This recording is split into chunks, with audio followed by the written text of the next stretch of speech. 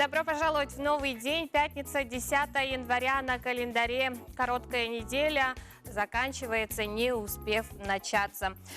Что ж, давайте начнем с приятного. Следующие выходные ожидают нас буквально через месяц, поскольку уже 23 февраля мы будем отдыхать, точнее не 23, а 23 в свою очередь выпадает на воскресенье, соответственно переносится он на понедельник, 24 число.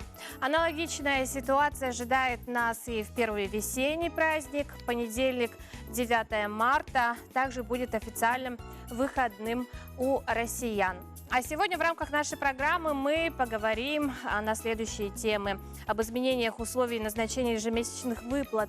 На интересующие нас вопросы ответит наша гостья Елена Юрьевна Теплякова, заместитель министра труда и социального развития республики.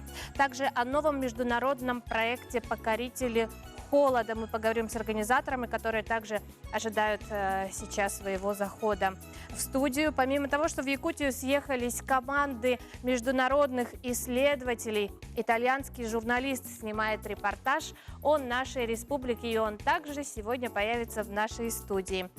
Ну, а тем, кто сейчас гостит в нашей республике, я думаю, все-таки не повезло, поскольку самого смака, самого холода в Якутии они не наблюдают, по крайней мере, в последнее время, поскольку градусник термометра так и не опускается ниже 30, по крайней мере, в столице. Погода ожидает нас сегодня какая, интересно? Давайте узнаем.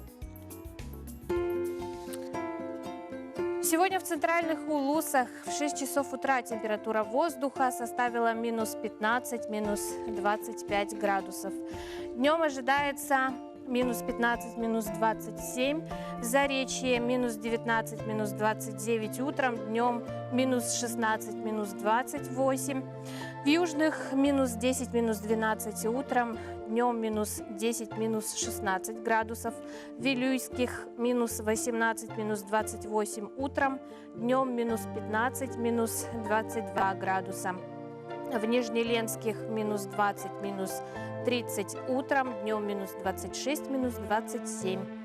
В Западных минус 12, минус 18 утром, днем минус 13, минус 16. В Колыме-Индигирских минус 31, минус 50 утром, днем минус 28, минус 36. В Янских минус 34, минус 37 утром, днем минус 24, минус 29 градусов. На северо-западе минус 19, минус 29 утром, днем ожидается до минус 20, минус 30 градусов. В 6 часов утра температура воздуха в городе Якутске составила минус 27 градусов. Атмосферное давление 755 миллиметров ртутного столба. Ветер переменный 1,4 метра в секунду. Днем в городе Якутске ожидается минус 22, минус 24 градуса. Мы продолжаем период с 7 по 19 января. Дни между Рождеством и Крещением в народе называют святым временем. Этот многодневный праздник делится на две части. С 7 по 14 января в святые вечера каледовали и устраивали девичьи гадания. А с 15 по 19 января тоже веселились на славу, но побаивались страшных вечеров, времени разгула темных сил. В день рождественского разговения еда была особенно вкусной. Хозяйки готовили поросенка с кашей или кабанью голову с хреном, студень или заливное из поросенка. В народе верили, что во время праздничного ужина в дом приходят души предков, и еду на столе для них оставляли до утра. В рождественскую ночь обязательно обращались к звездам на ночном небе. Если их было много, ожидали изобильной на грибы и ягоды год. А поутру непременно проводили обряд обсеивания избы, произнося слова «на живущих, на плодущих и на здоровье». 3 раза бросали горстями овес и пшеницу. На радость деревенским ребятишкам во всех домах пекли фигурки коровок, бычков, овец, птиц и петухов.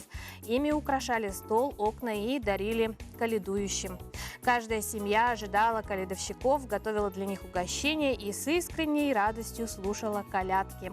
В святочные дни плохой приметой считался пустой стол, поэтому на нем неизменно лежал обрядовый калач, которым угощали приходивших колядовать. Радушные хозяева считали, чем больше гостей соберется в их доме, тем куры лучше будут сидеть на яйцах. После веселого обхода домов молодежь собиралась в посиделочной избе на общую пирушку, где делила и съедала все, чем одарили односельчане. А затем разодетая в обновке молодежь плясала под дуду, чтобы избежать неурожая, слушала сказки и гадала о своей судьбе. Вот такая история о святочных гаданиях на Рождество. Новогоднюю сказку сыграли ребята из инклюзивного танцевального ансамбля «Ильдегей». Мероприятие прошло в рамках городского проекта «Счастливое детство без границ», который получил субсидирование. Подробности узнаем в следующем материале. В 2008 году был создан первый в республике центр, который предоставляет детям с ограниченными возможностями здоровья дополнительное образование. Центр работает по 3 направлениям – образовательный, проектный и досуговый. У нас в центре дети с особыми образовательными потребностями занимаются совместно со своими сверстниками, со здоровыми детьми. Да? И у нас главная цель – это социализация детей в общество, интеграция их в общество. Учащиеся инклюзивного танцевального ансамбля «Ильдегей» Центра творческого развития «Солнечный мир» при детском центре Якутска подготовили сказочное представление. Сегодня в основном составе занимаются более 70 детей разных возрастов. Из них 12 передвигаются на инвалидной коляске. Мы выиграли субсидии по развитию инклюзивного образования и поставили сказку. Были сшиты костюмы, приобретены аксессуары, материалы, запись музыки. Ребята ансамбля выступили в роли сказочных героев. Получилась яркая театрализованная постановка с национальным колоритом.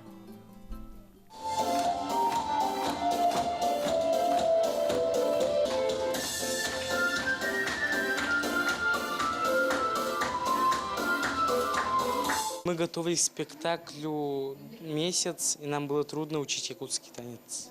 Тут есть снежная королева, принц, принцесса, ну и зайчики есть, крысы. Дети ансамбля ездят по разным странам, принимают участие в международных, региональных, республиканских и городских конкурсах.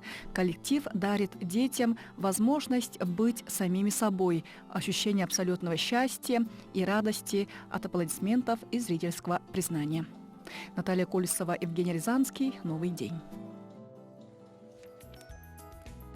Доброе утро. Мы продолжаем наш эфир. С января этого года изменяются условия назначения ежемесячных выплат в связи с рождением или усыновлением первого ребенка. И сегодня на все вопросы нам ответит заместитель министра труда и социального развития республики Елена Теплякова. Елена Юрьевна, доброе утро. Доброе утро. Ну, основные правила, да, которые коснулись ежемесячной выплаты. Правила какие изменились? Да, действительно, с 1 января 2020 года изменяются условия предоставления ежемесячной денежной выплаты при рождении первого ребенка. Прежде всего, это увеличивается срок, в течение которого семья имеет право на получение указанной выплаты с 1,5 лет до 3 лет. Таким образом, семьи, которые утратили право на получение указанной выплаты в связи с тем, что ребенок достиг 1,5 лет, они имеют право на возобновление указанной выплаты, обратиться за ее назначением и получить ее до 3 лет. Размер выплаты составляет в текущем году 17 660 рублей. Угу.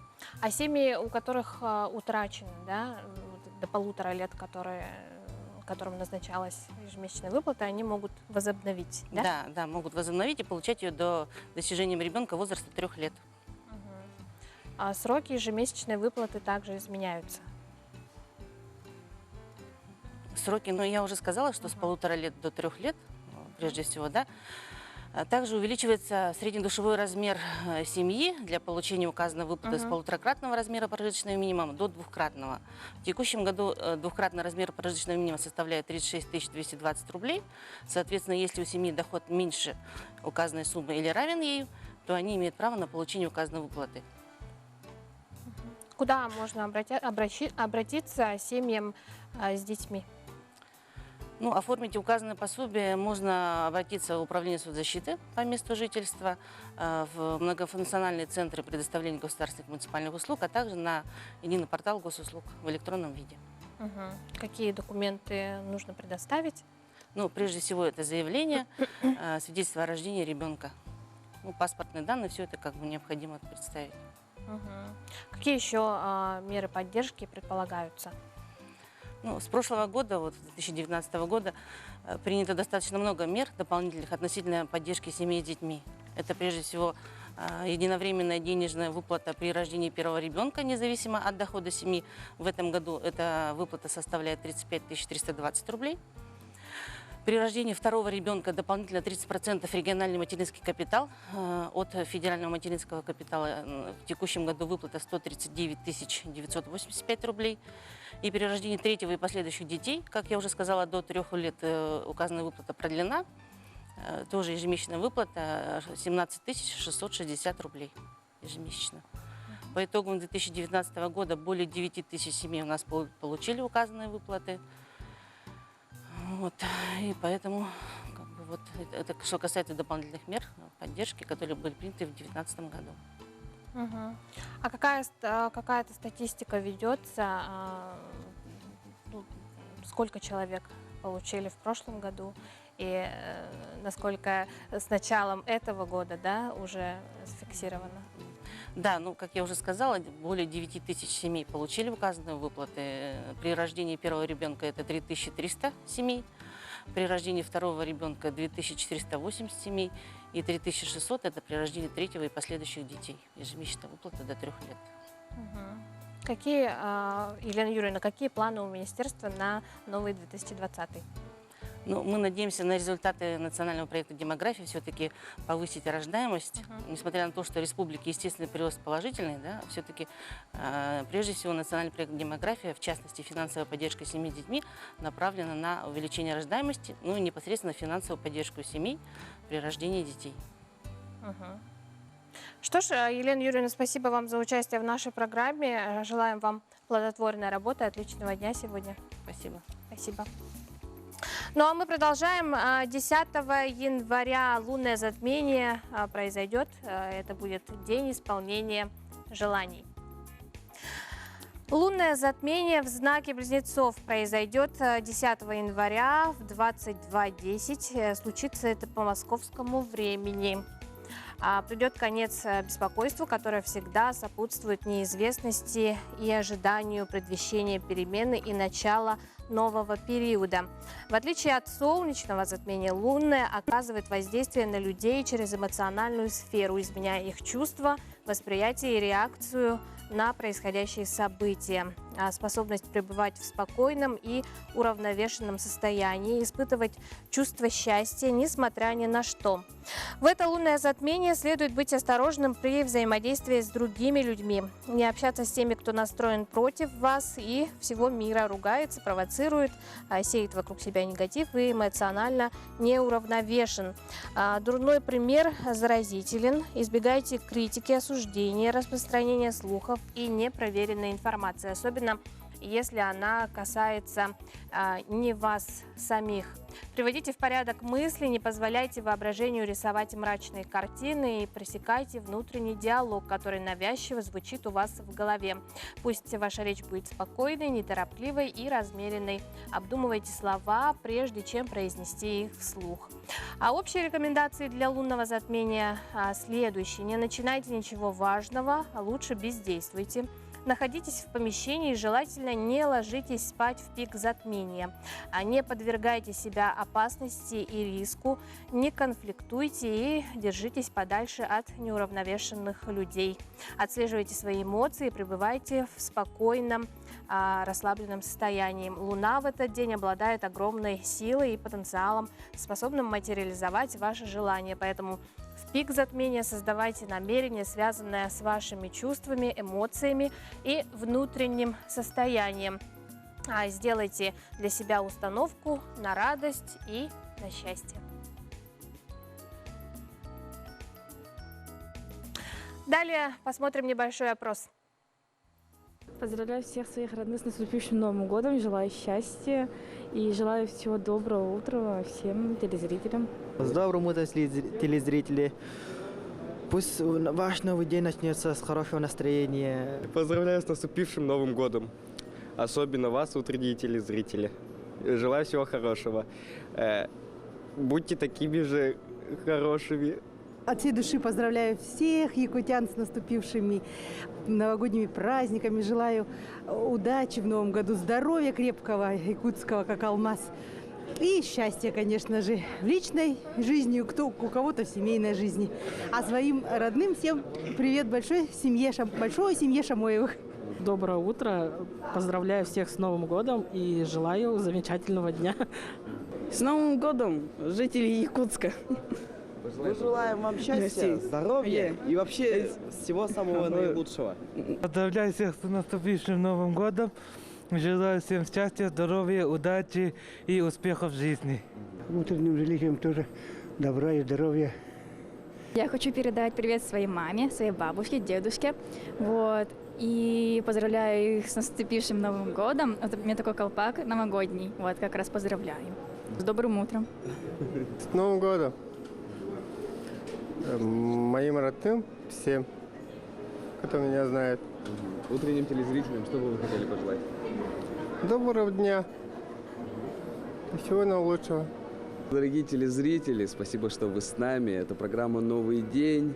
Новый год уже закончился, праздники закончились, но настроение-то осталось. И мы бы хотели вам пожелать всего наилучшего. Рабочий год начался. Я хотел бы, чтобы у вас все планы сбылись. С вами Максим Гоголев, Андрей Рукавишников. Новый день. Спасибо, Максим. Мы продолжаем наш эфир. Январь радует нас не только большим количеством зимних праздников, но и разнообразием выбора новых кинолент. В этом месяце на большом экране можно увидеть ужасы, мультипликации, комедии, боевики и приключения. В общей сложности кинотеатры подготовили для своих зрителей 500 премьер. Чтобы самое интересное не прошло мимо вас, смотрите нашу еженедельную рубрику «Киноафиша».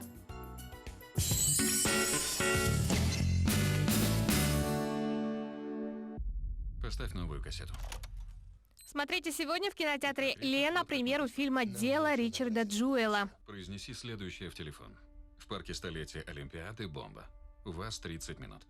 Эти слова впервые произнес охранник Ричард Джуэл, заметивший рюкзак с бомбой. Это сообщение сделало его героем, чьи быстрые действия спасли множество человеческих жизней. Но всего через несколько дней Джуэл, мечтавший служить в полиции, становится основным подозреваемым ФБР. Теперь его поливают грязью пресса и обычные люди. А сам мужчина буквально растоптан.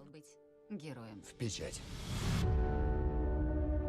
Ты подозреваемый. Ты не говоришь, я говорю. Повтори. Я не говорю. Герой нанимает независимого адвоката, чтобы решительно заявить о своей невиновности. Удастся ли Брайанту противостоять объединенным силам полиции и ФБР, очистить имя клиента и вернуть ему нормальную жизнь? Олимпиады бомба. У вас 30 минут. Еще раз, только погромче. Бомба. У вас 30 минут. Ты подложил эту бомбу! В парке столетия Олимпиады бомба. У вас 30 минут. Я не знаю, как тебя защитить. Я уверен, твой клиент виновен.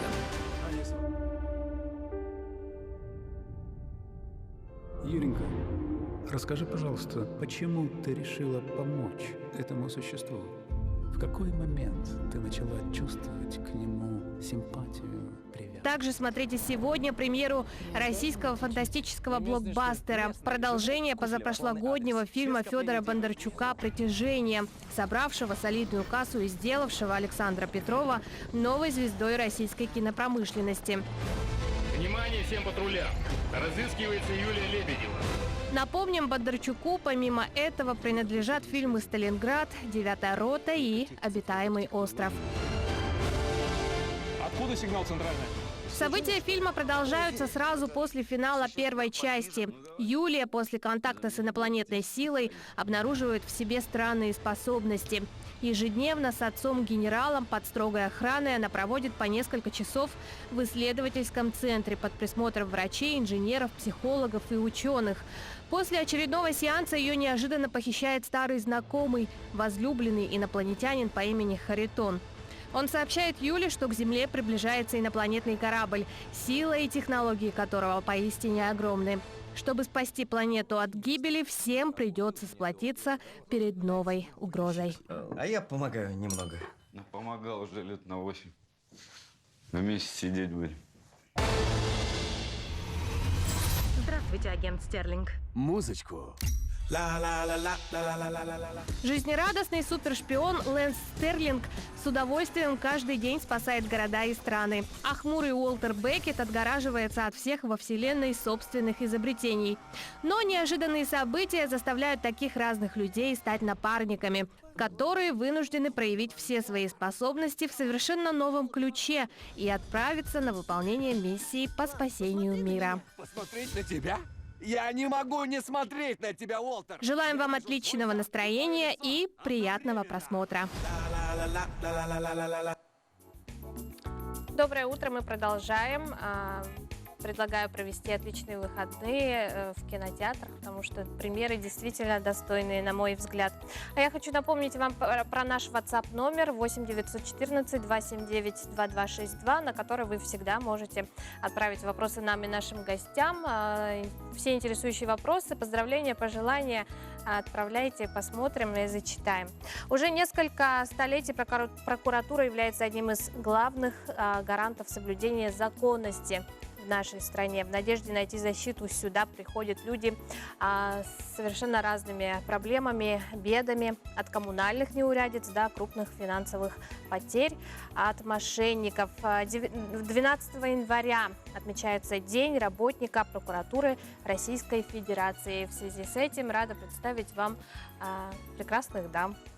Старший помощник прокурора республики по взаимодействию со СМИ Марианна Рожина и старший помощник прокурора республики по правовому обеспечению Ирина Машкова. Доброе утро. Доброе утро. Ну, я могу просто по именам, да, без отчества обращаться. Какая история, да, если коротко погрузиться в историю, какая она конкретно в нашем регионе? История прокуратуры Якутии вы имеете в виду? Да. История прокуратуры. Да, в городе... Правильнее было бы начать с истории прокуратуры России. Следует сказать о том, что предысторией вообще возникновения органов прокуратуры в российском государстве явился рост должностных преступлений, который вызвал большое негодование царя Петра I. И 12 января 1722 года Петр I издал, значит, свой именной высочайший указ правительствующему Сенату об учреждении должности генерал-прокурора. На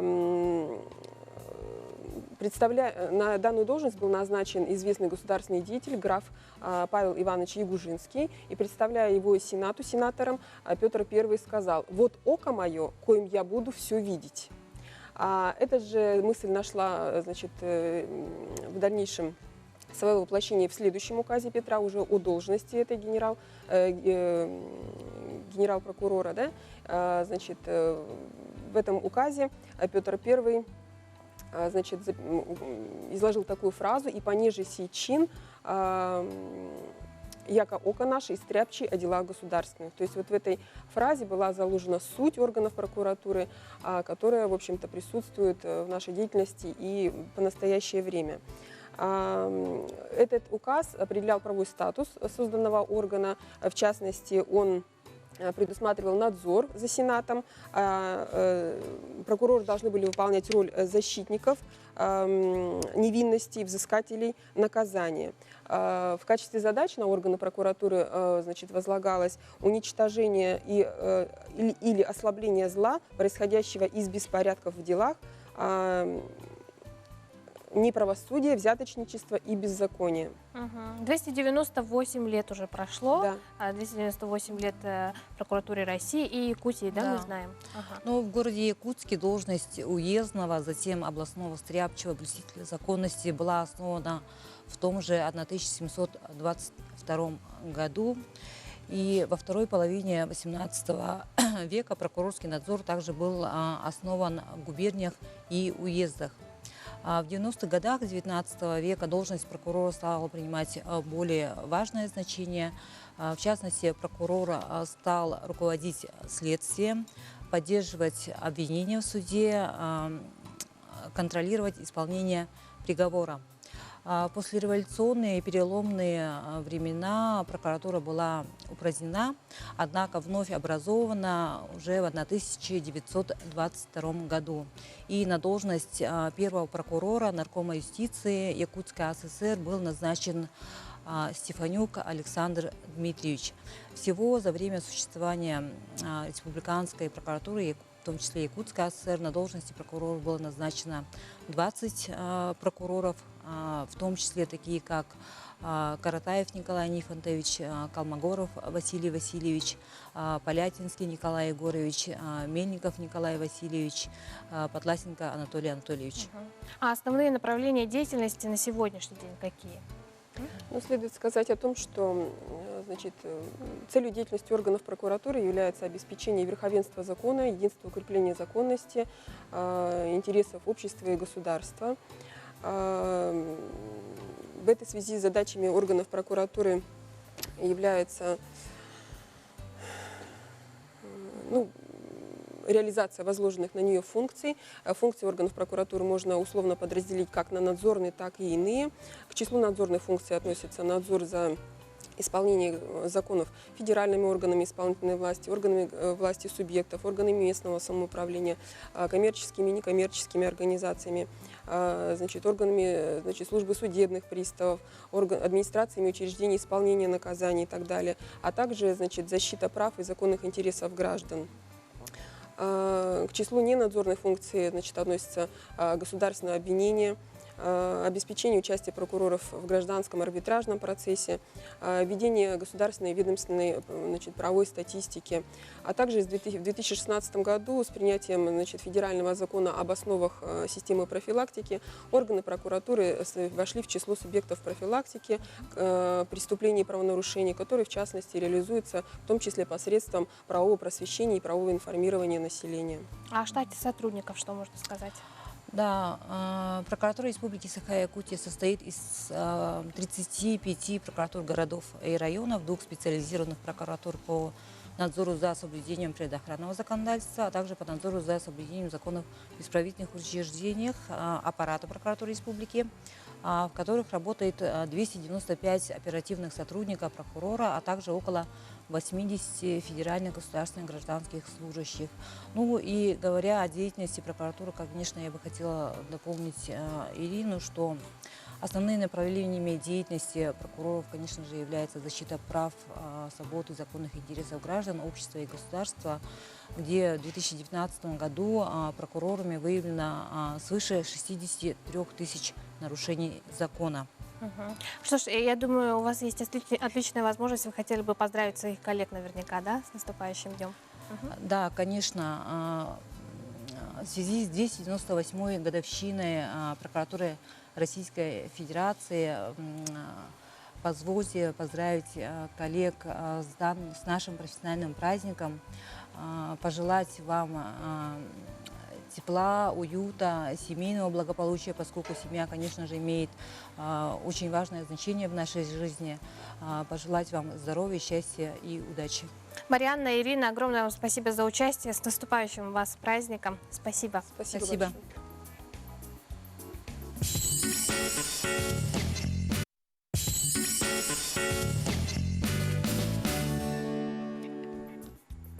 Доброе утро. Мы продолжаем наш эфир. 10 января, пятница на календаре. И буквально несколько минут нас отделяет от следующих гостей.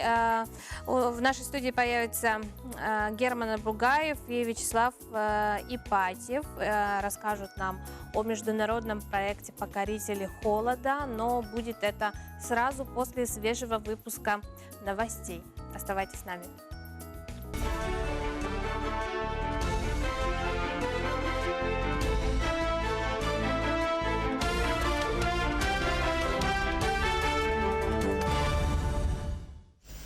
В эфире новости, в студии Анастасия Кобызева. Здравствуйте. Расширен список банков, участвующих в программе «Дальневосточная ипотека». Теперь их 14. Ипотеку под 2% уже выдают Сбербанк, ВТБ, Азиатско-Тихоокеанский банк, Банк-Дом.РФ и Дальневосточный банк. До конца февраля в программу войдут 9 банков. Среди них Алмаз-Энергенбанк. В каждом из 11 регионов Дальневосточного округа представлено как минимум 3 банка, готовых принять заявку на ипотеку под 2%. В Госдуме предложили освободить участников Великой Отечественной войны от оплаты за пользование жилым помещением. Инициатива связана с наступающей годовщиной 75-летия со дня окончания Великой Отечественной войны. Так предлагается освободить ветеранов от оплаты за пользование и содержание жилых помещений, взносов на капитальный ремонт, платы за коммунальные услуги, независимо от жилищного фонда. Автор инициативы отмечает, что дополнительные расходы федерального бюджета в этом году составят 577,5 миллионов рублей.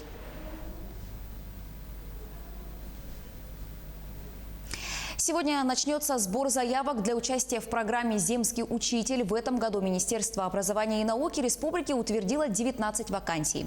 В программе смогут принять участие учителя в возрасте до 55 лет, имеющие среднее профессиональное образование или высшее. Они должны быть готовы к переезду и отработать в сельской местности не менее 5 лет. При отборе также учтут наличие первой и высшей категории ученой степени по предмету педагогического стажа свыше 10 лет и непрерывность работы в одной организации. Сбор заявок продлится до 15 апреля. С перечнем вакантных должностей можно ознакомиться на официальном сайте Миноборнауки региона. Курсы переподготовки на учителей иностранных языков проходят в Институте развития образования региона. Это уже второй семестр образовательной программы. В нем обучаются более 10 курсантов из разных районов Якутии. Среди них есть учителя якутского языка, начальных классов, экономисты, инженерных горного дела. На курсах они изучают новые технологии преподавания английского языка, использование электронных ресурсов на уроках. Также курсантам читают лекции о проектной деятельности. Во время учебы запланированы также практические занятия, открытые уроки в школах города Якутска.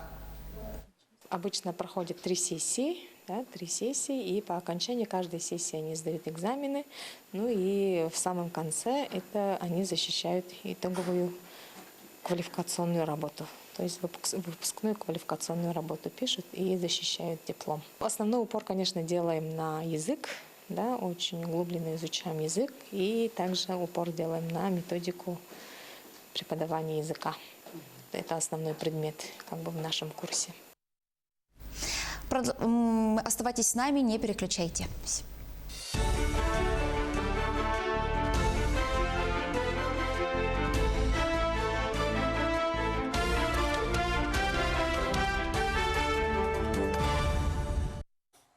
Доброе утро. Мы продолжаем наш эфир в январе, а точнее уже буквально в эти дни, по-моему, даже завтра, в Якутии стартует проект «Покорители холода».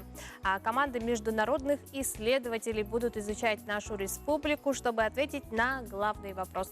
В какой точке региона в январе бывает самая низкая температура? Более подробно о международном проекте мы сегодня говорим с руководителем данного проекта Global Challenge «Покорители холода» Вячеслав Ипатьев сегодня в нашей студии вместе с биологом, путешественником, а по совместительству еще и с организатором Верхоянской группы Герман Арбугаев. Доброе утро, уважаемые гости. Основная цель. Нам известно, что проект будет проводиться в тестовом режиме, то есть впервые, давайте подробнее послушаем. Ну, наша задача найти районы Якутии, где никогда не велись метеонаблюдения, найти районы, где там может быть обнаружена самая низкая температура.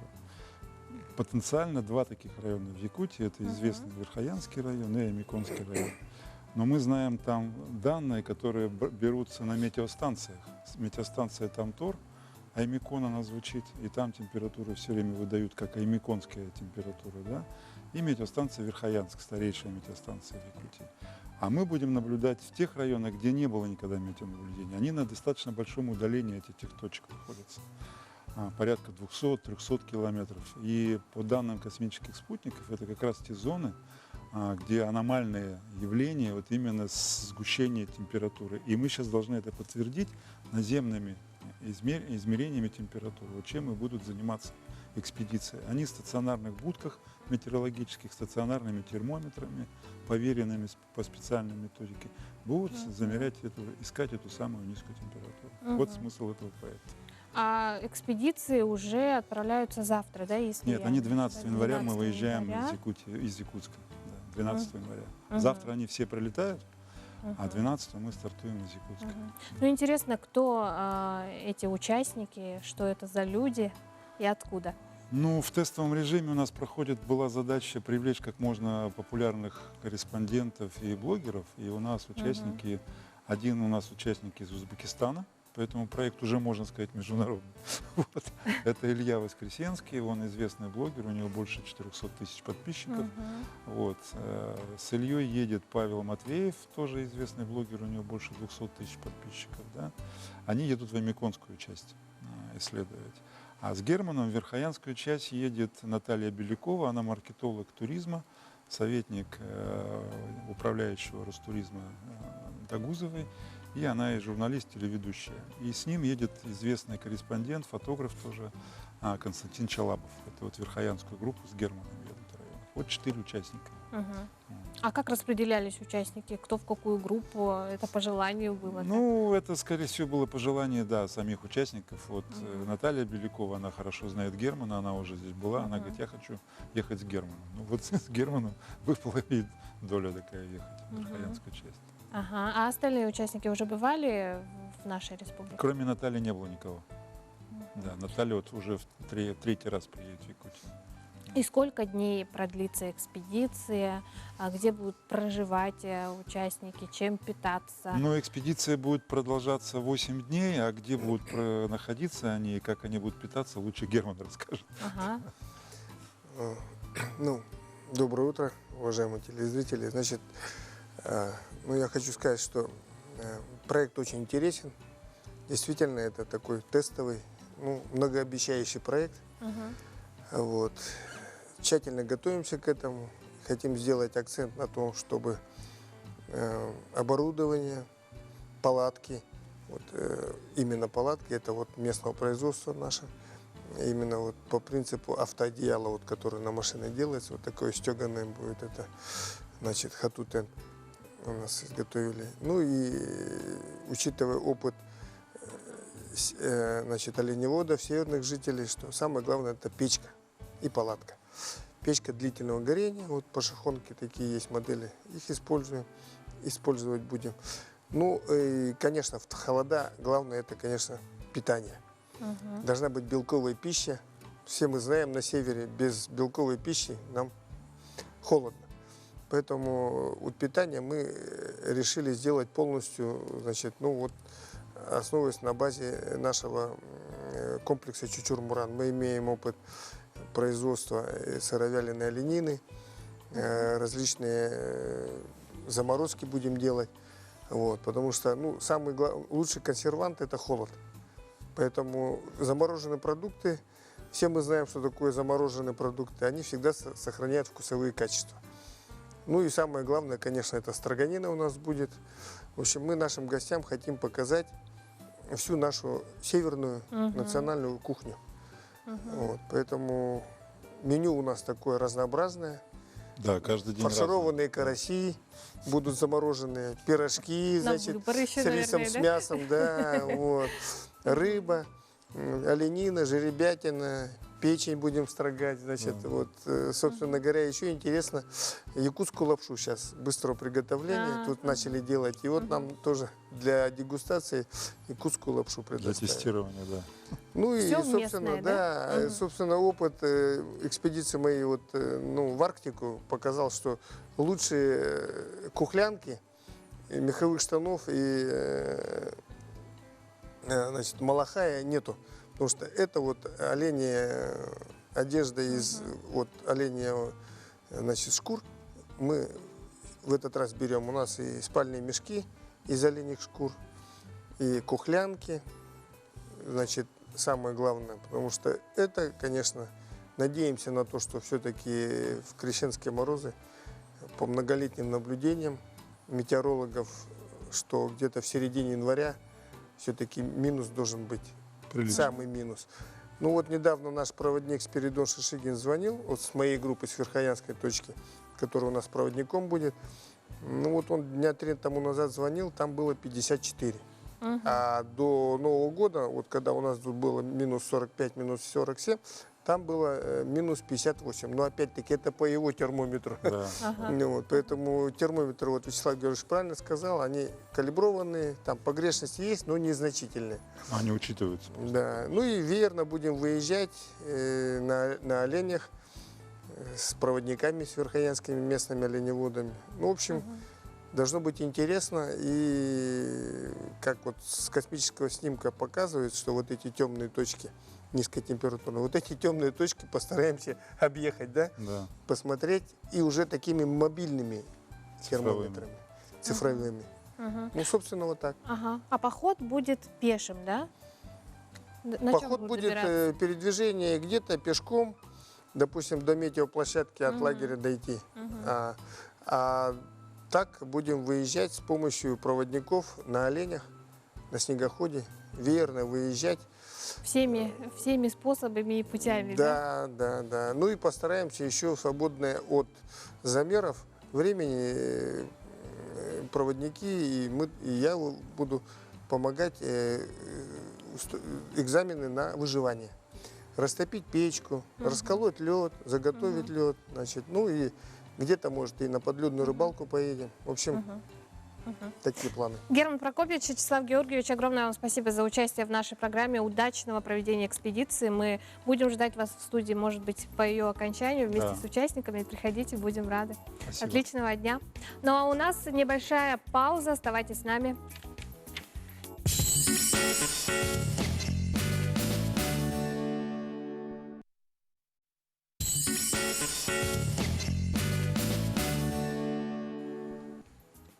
Доброе утро, мы продолжаем наш эфир. Давайте ознакомимся со свежим прогнозом погоды. Итак, сегодня в центральных Улусах в 6 часов утра температура воздуха составила минус 15, минус 24 градуса. Днем ожидается до минус 15, минус 27. В Заречье утром минус 19, минус 29. Днем минус 16, минус 28 градусов. В южных Улусах минус 10, минус 12 утром, днем минус 10, минус 16. В Вилюйских минус 18, минус 28 утром, днем минус 15, минус 22 градуса. В Нижнеленских минус 20, минус 30 утром, днем минус 26, минус 27. В западных минус 12, минус 18, днем минус 13, минус 16 градусов. В Колымаге-Дигирских минус 31, минус 50, днем минус 28, минус 36 градусов.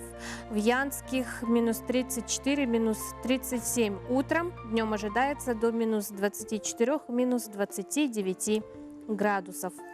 А на северо-западе минус 19, минус 29 утром, днем минус 20, минус 30 градусов.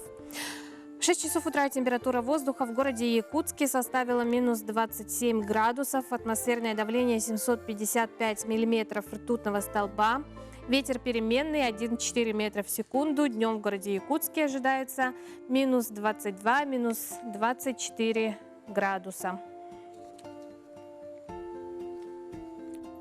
Эфир продолжит рубрика «Музы и музей». «Зажгли елку» — так называется картина, о которой мы подробно узнаем. Автор Юрий Кугач.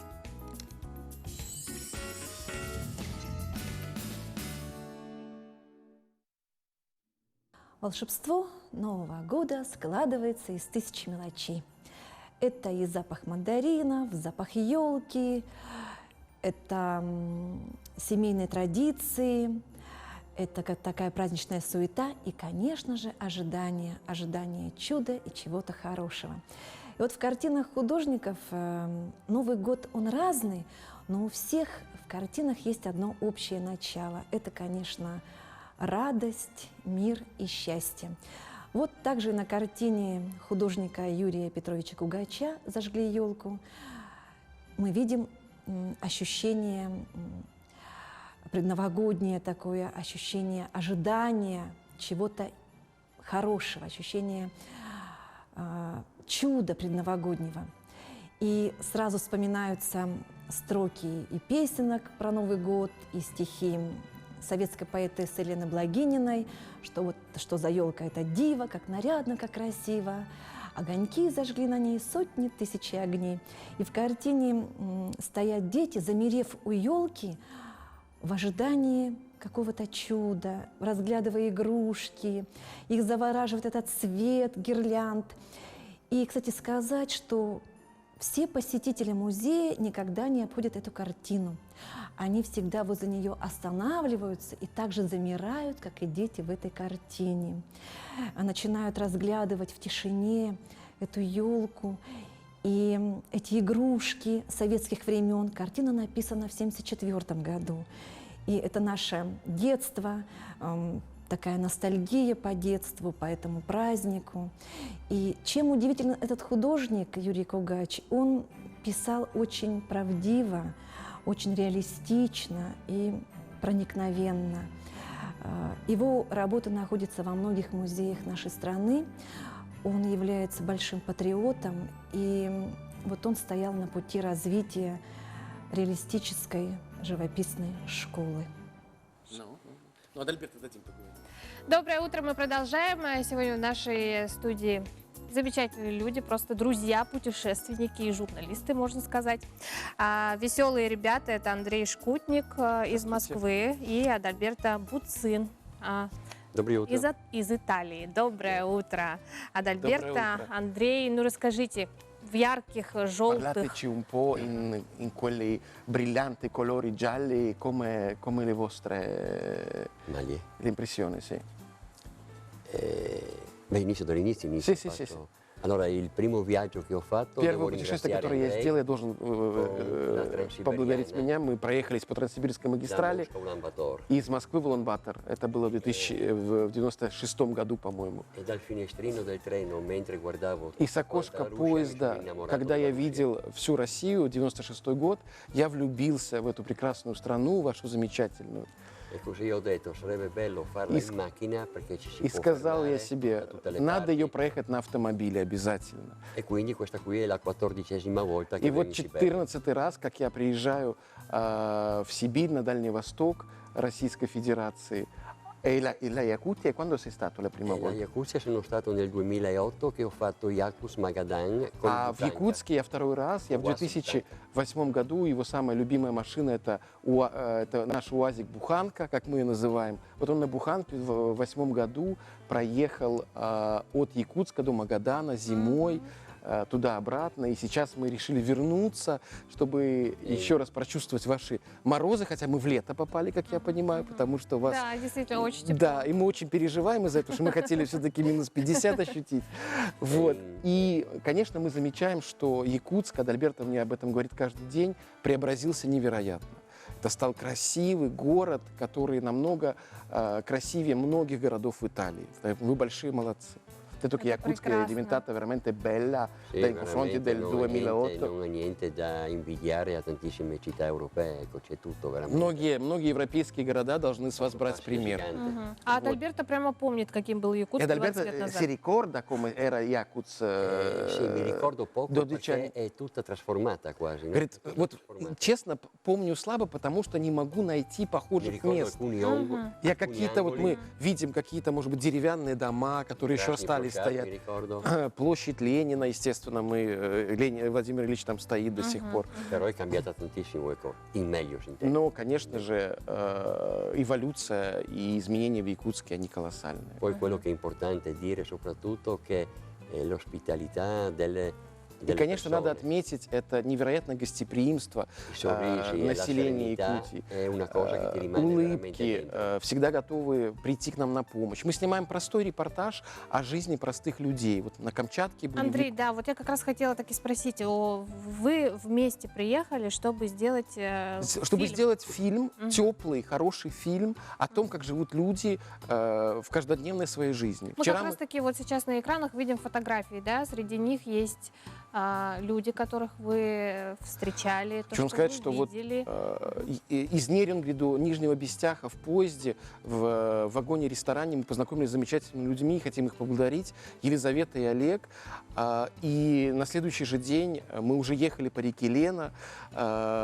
Невероятные ребята, которые действительно большое им спасибо, нас поддержали, нам помогли, нам показали то, что мы хотели увидеть. Поэтому так держать, вы очень гостеприимны. И мы об этом расскажем обязательно и на итальянском телевидении, и в Фейсбуке, и скажем европейцам не бояться дружить с Россией, приезжать к нам как можно почаще, не бояться ездить в Якутию. Здорово. Ну вы вот говорите, что не застали морозов, вы торопитесь, уже уезжаете. К сожалению, да. Все же мы работаем, мы простые люди, да, то есть мне надо тоже выходить на работу, там, числа 14-го. Поэтому возвращаемся в Москву. Уехали мы из Москвы 30 декабря, отпраздновали Новый год на Камчатке. Да. И возвращаемся потихонечку завтра уже. Но сегодня будем в городе, будем продолжать фотографировать, брать интервью, и потом уже будем монтировать наш замечательный фильм, который обязательно вам передадим. Конечно. И, возможно, у вас будет какие-то фрагменты. А примерно какие сроки? Я думаю, до весны точно справимся. Здорово. А вот что за желтые, яркие у вас? Perché abbiamo delle maglie gialle, кофты, бриллианты. A me piace molto il colore giallo. Потому что Адальберто очень любит желтый цвет, он цвет солнца, и, соответственно, вот решил, что мы сделаем вот такие. Тут же, видите, форум у нас дружбы Россия, Италия, да? То есть мы чувствуем, понимаем, что несмотря на какие-то политические там небольшие изменения, и Италия, и Россия, и Европа с Россией, простые люди дружат неимоверно, ничего не изменилось, и поэтому, конечно, это самое главное, вот оставлять теплые отношения с Россией, которые всегда у нас были. Но помимо того, что вы познакомились с добрыми людьми, как вы говорите, да? Ага. Что еще удалось увидеть, попробовать, возможно? Cosa abbiamo potuto vedere in Yakutsk questa volta? Cosa abbiamo potuto assaggiare di bello? Хочу вам рассказать, racconto di questa storia del villaggio. No? Мы ехали, замерзли, постучались в первый дом. Недалеко от Якутска деревенька есть. Постучались в первый дом, хозяева вышли, хотели чаю попить, потому что действительно замерзли. И мы рассказали, кто мы, что мы делаем. Они нас с небольшим таким, конечно, сомнением пустили в дом. Я хочу вам сказать, через 10 минут был накрыт стол, была строганина, мы и поели, и выпили чаю, и низкий им поклон, сказали им большое спасибо и поехали дальше. Вот что значит гостеприимство простых людей, понимаете? И то же самое мы, естественно, конечно же, будем стараться, и Адальберто всегда это делает в Италии, когда приезжают наши соотечественники туда, если он может кому-то помочь, он всегда с удовольствием это делает. А откуда именно конкретно с Италии? А мы вот привезли, это город Кармонс, провинция, мы вам подарим, это вам, провинция Фриули, Венеция, Джулия. Мы выступим к мэру с идеей, может быть, побратимство какое-то сделать с одним из городов Якутии. Город находится, Фриули, Венеция, Джулия, прекрасный регион, винодельческий, рядом с Венецией 90 километров. Это север. Это северная Италия, 30 километров от Триеста, на границе со Словенией. Прекрасный, милый город, так что что приезжайте. Кармонс, да? Кармонс, Ага. да. Ну все, мне непременно тогда придется попасть в Кармонс. Пожалуйста, Катерина, мы вас будем рады видеть. Андрей, а на чем вы передвигаетесь? Вы знаете, цель путешествия – ничего не планировать и ездить, как ездят все люди, все граждане Российской Федерации. Соответственно, во Владивосток, на Камчатку, естественно, самолетом, с Камчатки до Владивостока самолетом, потому что по-другому не долетишь. А с Владивостока мы ехали 4 ночи к вам на поезде. До Хабаровска, до Нерингри, на вашем замечательном поезде Нерингри-Нижний Бестях мы доехали до Якутска. Ну далее уже все, вы отправляетесь домой. Да, завтра мы уже планируем вылететь в уже Москву. нет. Адальберто дальше полетит в Венецию. И будем очень скучать по России. Spero di ritornarci presto. И он, конечно же, вернется очень-очень скоро. Каждый год возвращается. Perché la Siberia è molto grande, quindi ci vogliono molti viaggi per vederla tutta. Россия, Сибирь огромная, и столько еще уголков у нас не раскрытых, куда мы обязательно поедем в ближайшее время. Да, действительно. Что ж, Андрей, Адальберто, огромное вам спасибо за участие в нашей программе. Очень приятно было с вами пообщаться. Действительно, яркие, позитивные. Di avere qua come ospiti. Спасибо. Мы тоже вам благодарны за это приглашение. Удачной поездки, отличного дня. И хорошего дня наша всем программа жителям Якутска. подходит к концу. Далее встречайте моих коллег из якутского блока.